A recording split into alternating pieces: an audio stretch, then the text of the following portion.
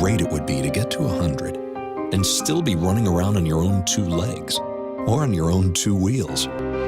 Just think how great it would be to get to 100 and still feel like living another 100.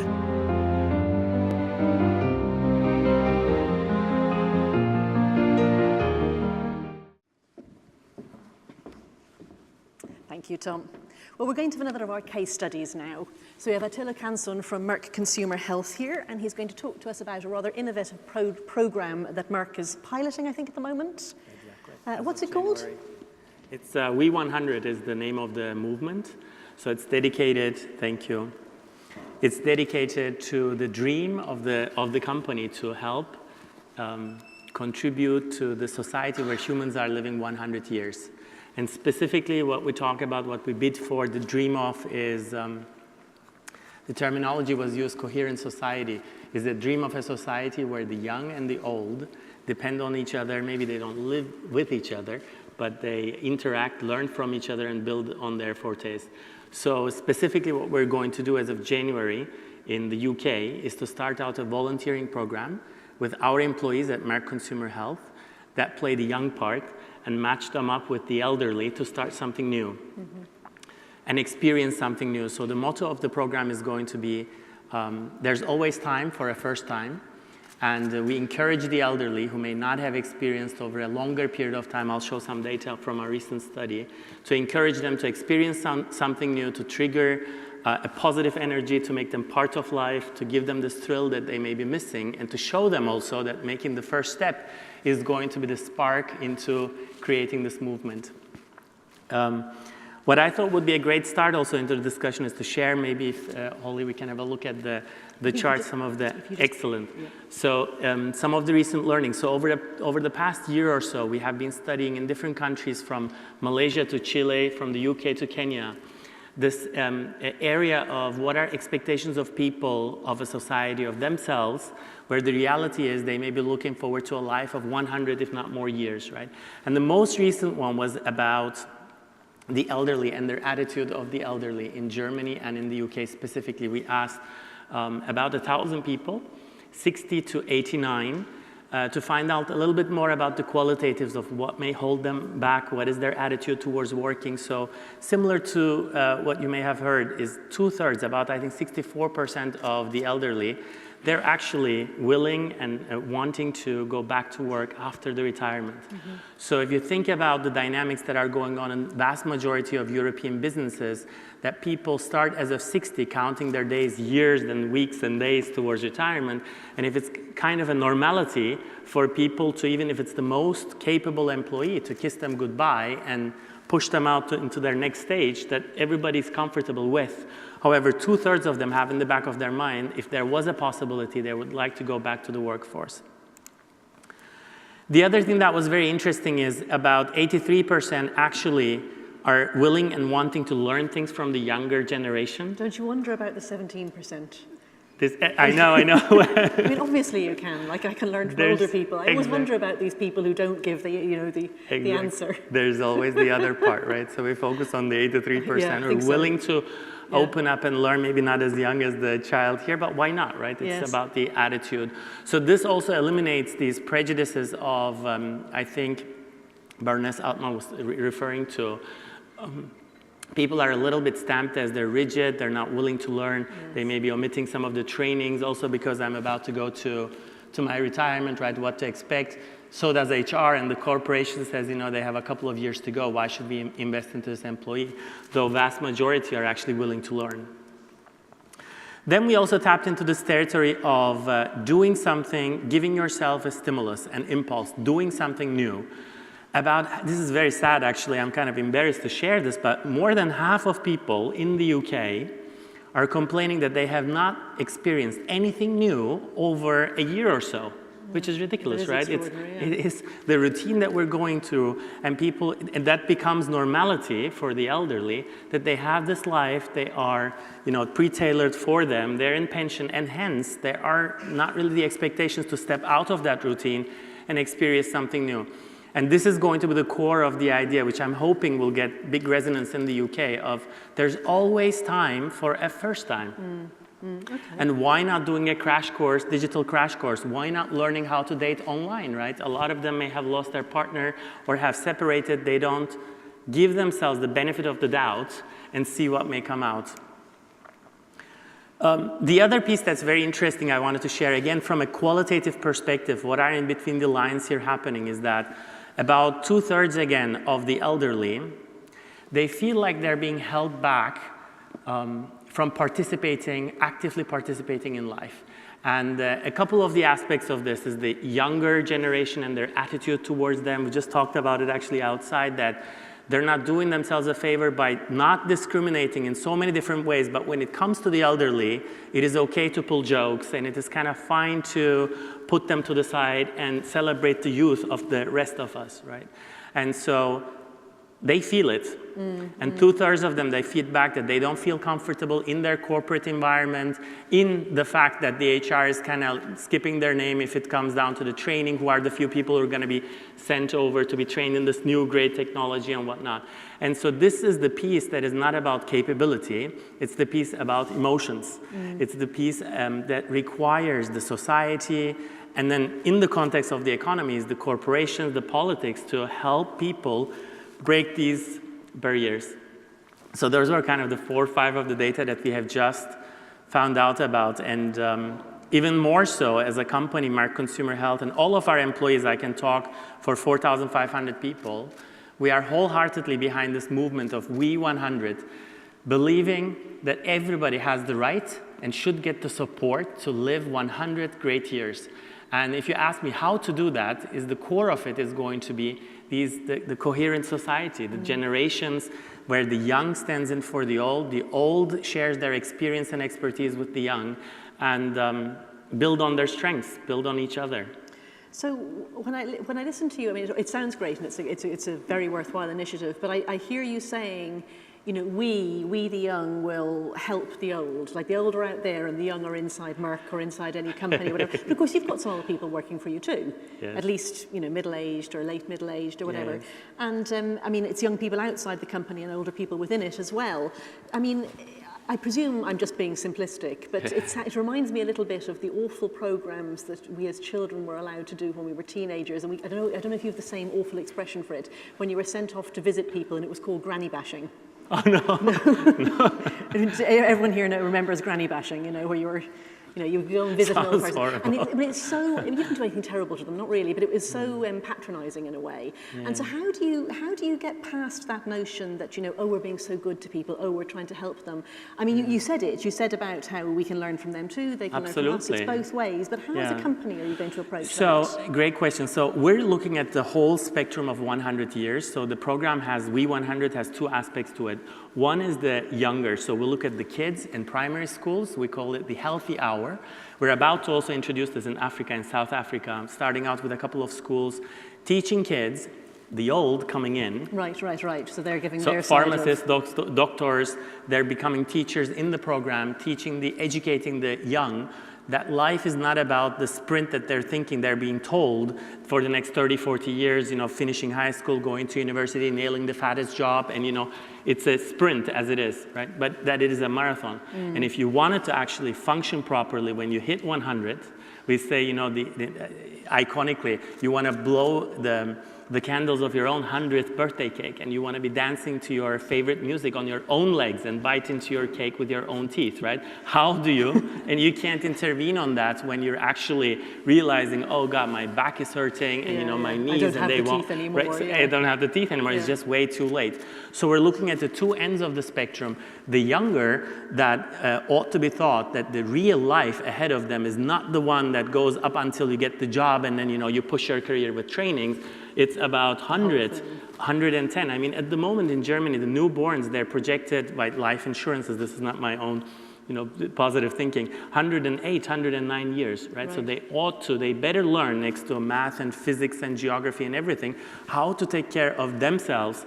This entails nerve care, very important, joints, muscle, nutrition, right? So that's the one piece of it where the the old come in for the help so that of the young. They can do some kiddie bashing or whatever. I don't know. Whatever you call it. There isn't a word for that. No. And so at the other end would be then the piece that you refer to where, I'm not saying it's the young, but it's employees of a company, right? Yeah. We talked about the policy and policy. The reality of it is unless you create cases with corporations, real-time business cases where it starts to work, you can't actually start a movement, a positive spiral. So we start out with 100 people in our UK organization to go out and match with the elderly. With that I mean the 60 to 89, that is the target group, to give them the chance to pick at their own will an experience that is going to give them the thrill, that's going to allow them to step out of their routine.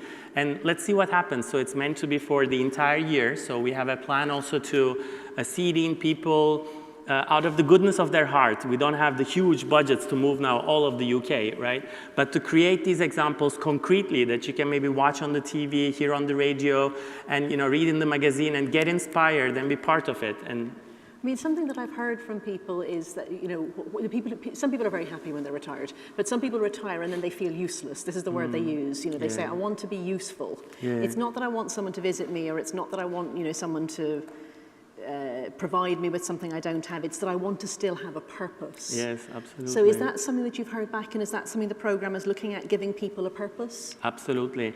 So the reality is over the past 50 years or so, the part of your life where you're retired has increased immensely, right? So if we're looking now, assuming 100 years old, and in some parts of the world, it is a reality already, right? For some people, it is a reality. So you're looking at 35, 37 years of doing what, right? Yeah. And so this reason for being something useful, as you said, to give back to the society. I have so much, I may have gone through a fantastic career and then they kiss me goodbye into my retirement. I have so much still to stimulate, to give back. And it may be that some of the wisdom is coming actually with the latest and greatest stuff, like listen to your mom. I mean, I sort of wonder whether some of these people that Merck employees are visiting, actually what it'll turn into is the older person doing a bit of careers counselling, and like you say, well, maybe they need to learn online dating. Well, I mean, maybe your Merck employees need a bit of marriage guidance. It may work that way around too. So we're planning to, of course, we're not forcing people, but we're looking also for volunteer sharing. So we're looking at a platform that we can actually broadly share these experiences for those, obviously, who want to share their intimate moment. You're going to be monitoring it over the year, but I wonder, and email me when you get the results back in a year's time. I'd be interested to hear if actually a lot more of it goes the other way around than you thought it was. Absolutely. Yeah. Yes. Does anyone in the audience have a question? Yes, there's a hand here.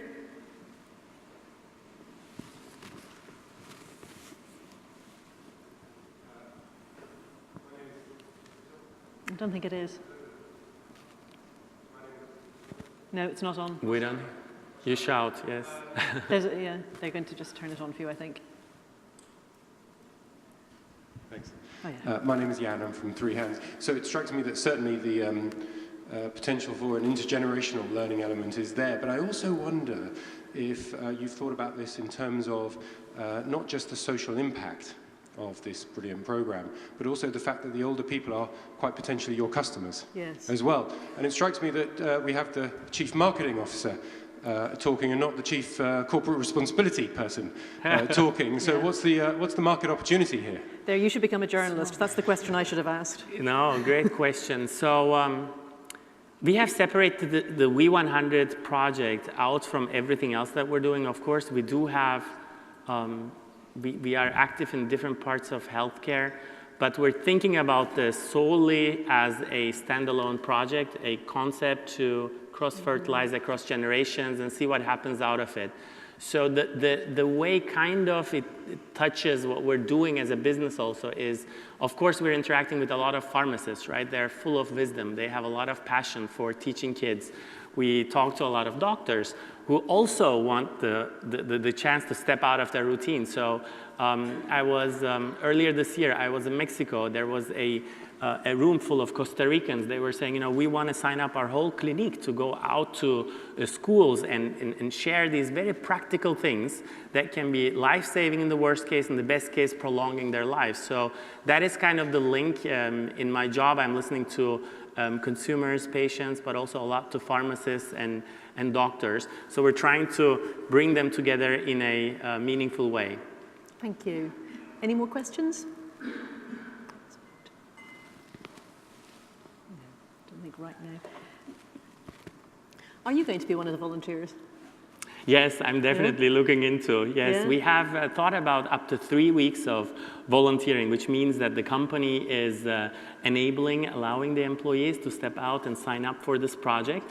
And they'll have to, just like any other project that they'd be working on, they would have to then report back. Yes. And we have also the kind of setup to share those magical moments when it happens, right? So that it's not a write-up or an email, but it is in this moment as it is happening, maybe blogging, sharing that moment and what they have realized, which I'm hoping is going to move millions of people. And me, myself, I'm wholeheartedly dedicated to this project. The origin of it is actually that was my next question. You've ruined it. I was going to say, where did the idea for this project come from?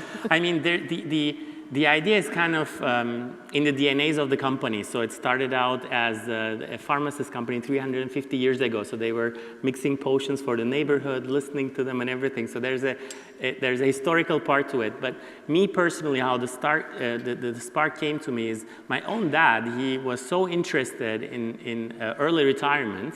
And after he retired, himself, yes. Exactly. He had, 2 careers at the same time, very pulled into all sorts of direction. And then 5 years into his retirement, he has realized that, he has asked himself the question, how can I still contribute? Am I useful any longer? And you could tell that in his, tone of voice, in his attitude, in the interactions that he let loose of the best part, juicy part of life.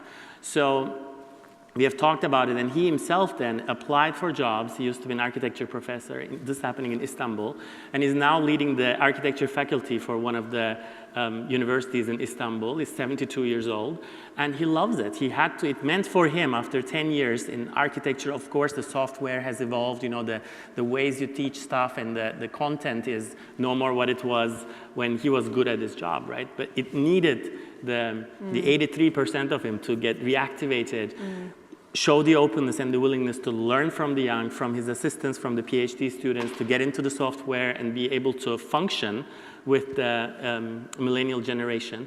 And that was a very inspiring personal story for me that I brought in as we were having these conversations in our executive committee, and wholeheartedly encouraged also other top managers to share their experience, and everybody, because the topic is not about selling products, it's about life, it's a heart matter. It's yourself, you ask yourself, you can at your kids, how can I enable them to live fantastic 100 years? Think about your parents, how much do they have to go? Could I increase their life quality? So everybody is naturally attracted and dedicated to this project, to this cause. It's funny the stories that we tell publicly and the stories that we don't. I mean, one of the things I notice is that there's sort of a real genre of women and women journalists in particular talking about having kids.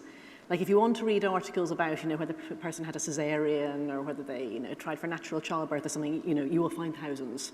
And you'll often find them complaining about other women's choices, actually, which is a shame. But then when it comes to be that your own parents start to experience ill health, or that you're struggling trying to look after your own children at the same time as your parents need you, that's like it's a private drama. And of course it happens to all of us unless we die sadly young. So it's funny that isn't out there as just something that's part of life, and that there are models and stories and so on. So I'll be very interested to hear what sort of stories come back to you after the year, because I don't think it'll only be about the people you're working with. I think it'll be about their families, their work, their past, Yeah, absolutely. So today, absolutely, that's what I'm looking forward to. There's going to be a lot of meat to the bones also when this becomes real. But already, you might try and write a book or something. You might try and pick 10 of the stories or something and do 10 or 15 chapters. We'll absolutely look into the most impactful way of sharing this with everybody. What we have already done internally, as we were having discussions in different platforms in Merck itself, in consumer health, we looked into also sharing these kind of personal perspectives. So our intranet site, for which we just plugged also with you, thank you very much for coming into my world. People have shared from their perspective, what does We100 mean? And these are, from everywhere, from Mexico, Hungary, from Africa, a lot of them sharing either as a professional their difficulties as it links to the different generations, the younger, as you said, becoming a mother for the female employees, and how do I deal with my parents as they grow older, they're going through their own situation, right? Menopause being one that was mentioned earlier, this was also part of it. So I'm looking forward to 10,000s of stories like this, touching stories like this, I think you might and want to role choose, models. Yeah, you might want to choose, I mean, the role model element is very important. You might want to choose sort of a few, not necessarily the most striking or odd ones, but kind of totemic ones, ones that, you know, again and again, the same issues come up, these questions of, you know, how do you navigate, you know, falling in love for a second time when you're older or whatever, you know, those sorts of things. Yeah, absolutely. Some years ago, I wrote a piece for our Christmas issue in The Economist, which was about statisticians during the Second World War. And I used to work for the Royal Statistical Society, and I mean, you know, unless you read this article, you won't necessarily know this, but I mean, statistics, modern statistics, is very much based on developments during the Second World War. Sure. There were a bunch of young men who were, and they were all men, who were stopped going off to university and they were sent to the war effort as statisticians. And they became all the famous statisticians, and of course they were all in their late 80s and early 90s, and I was writing it. And so it was really interesting to talk to them about, you know, how they had made a difference to the course of the World War, and then they had gone off all around the world and created this entire new discipline.